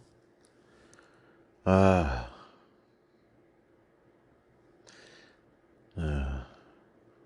let's see. Let me go a couple more days out. Gosh, I'm already 30 days out. I mean, how much further? Let's go 147 days out. That's going to be June 21st, 2024. Let's see if there's anything good. Oh, shit. There's nothing out there. Gosh. All right. Let me go sell a put. Let me look at the chart real quick. I'm just going to look at the last, 180 days. And I'm going to sell a contract 7 days out. All right, let me zoom in. There seems to be pretty good support levels around $4.90. Gosh. People are so smart. People are very smart, because there's a contract for JetBlue at 5, going for approximately 20 cents. And then I could sell a 4.5, strike price $4.50 at approximately 9 cents. And I'm kind of keeping my eye on that dub. Okay. Let me go 21. Let me go 14 days out. That ain't shit. And let me go 21 days out. Ain't shit. All right, so let me see if there's anything today. Nah, ain't nothing today. Damn it. These contracts suck. All right. I'm going to sell a put on JetBlue. Let me see. $4.50 times 100. That's 450. So I could sell 3. Gosh, that'd be a lot of shares. Times 3. I think I have enough for 3 shares. No, I only have enough for 2. All right, I'm going to do 450. Sell a put. I'm going to try to get 10 cents for it.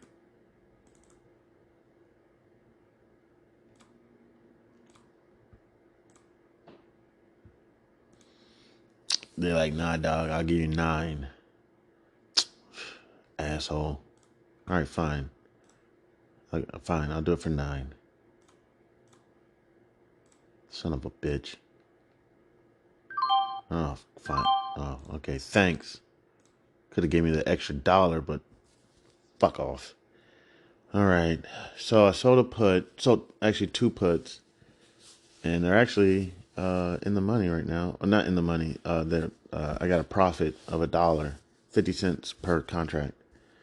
Son of a bitch. So I'm gonna go try to sell a call right now. Let's see if I can do this. I'm gonna go expiration today. This won't go above 550. Somebody's willing to give approximately about. Do I think it's going to go above 550? I'm looking at the chart. There's a resistance at 560. Gosh darn it.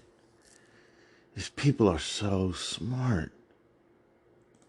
Yeah, there's a resistance at 560, and this person wants to sell a contract for approximately $3 today. Expiration today. You know what? I'm not gonna play with it. I'm gonna go 7 days out. And I'm gonna say it's not gonna go above. Let me look at the news, see if there's any major news coming out. One thing I'm gonna take a look at is earnings. Let me see if there's any earnings. Oh yeah, there's earnings next week. So if I sell a call, it's gonna have to be. I don't want to sell a call right now. I sold a couple puts. Cool. We'll leave it there. Saying that strike price $4.50. I don't know if I want to sell a call right now. You know what? I'll sell a call, but I'm gonna sell it 360 days out, 357 days out at strike price, like something ridiculous.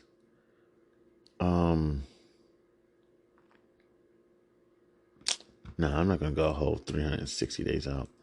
Let me go like 30 days out. And I'll sell it at I can sell it at 8. Let me see if I can go sooner. Let me see if I can go 7 days out. Yeah, nobody's buying no calls. All right, let me go 14 days out. Yeah, nobody's buying no calls right now unless it's in the money. All right, let me go ahead and leave the short call thing alone right now. Sold a couple puts. Actually, I'm up 50 cents per contract. Good news is if I get it signed, is that it's going to take my cost basis. I got strike price $4.50. So my my trade price is $7.76 plus $4.50. That's $12.26 divided by 2. That'll bring me down to $6.13. It's better.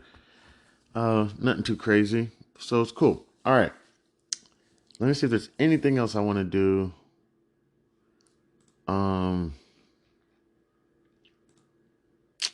real quick. Let me look at these charts.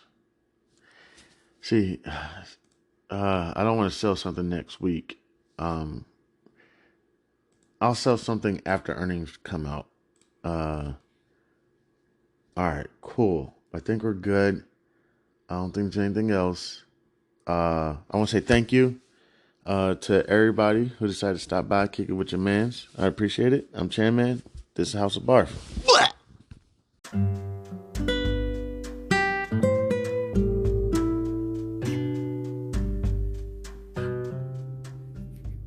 I am thrilled to introduce you to an exciting new storybook journey that I believe will capture your imagination. Allow me to present Langston Manxon's Kool-Aid Stand Adventure, a compelling short story that promises to transport you to a world of interest, excitement, and learning. The title of the book is Langston Manxon's Kool-Aid Stand Adventure by Chandler Hayes. In a world of colorful imagination and captivating stories, a new children's book has emerged to empower our young minds with crucial life lessons, life skills, and financial literacy. Langston Manxon's Kool-Aid Stand Adventure is a cheering short story written by a talented Black author who understands the importance of equipping our youth in the early stages of life with the tools they need to navigate the realm of money, savings, and smart choices. Meet Langston Manxon and his imaginary best friend, Zonky, a pink elephant, two curious souls who embark on an adventure around the vibrant landscape of Wichita, Kansas, where Langston Manxon sets out to accomplish multiple goals and is met with obstacles that he must overcome. Langston Manxon and Zonky discover valuable lessons of talking about finances in the home in order to gain knowledge. Langston Manxon, with a little bit of confidence, the guidance of supportive parents, the help of community members like Mr. Tiller, and his imaginary best friend Zonky, Langston Manxon learns about the value of money and how to save, the importance of making thoughtful spending decisions, the significance of thinking outside the box when met with challenges with money, and the joys of sharing with others. Through relatable experiences and engaging storytelling, young readers are introduced to the fundamental concepts of money, such as earning, saving, and spending responsibly. Langston Manxon set savings goals, teaching children the importance of planning for future needs and dreams. The book celebrates diversity and the different perspectives on money, shedding light on its role in different people's lives. The characters' interactions emphasize the joys of serving others, the gift of sharing, and making a positive impact in their community. The pages of Langston Manxon's Kool-Aid Stand Adventure come to life with vibrant illustrations. The colorful and imaginative visuals not only captivate young readers, but also enhance their understanding of complex financial concepts. Langston Manxon's Kool-Aid Stand Adventure is coming soon to bookstores and online realtors.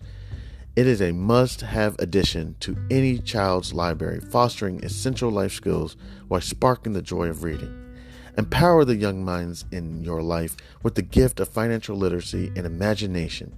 Join Langston Manxon, Zonky, family, and friends on their extraordinary journey of running a drink stand to set them on the path of a brighter future.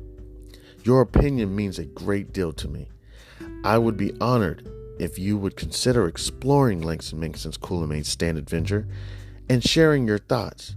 Your feedback could play an invaluable role in shaping the future of this project.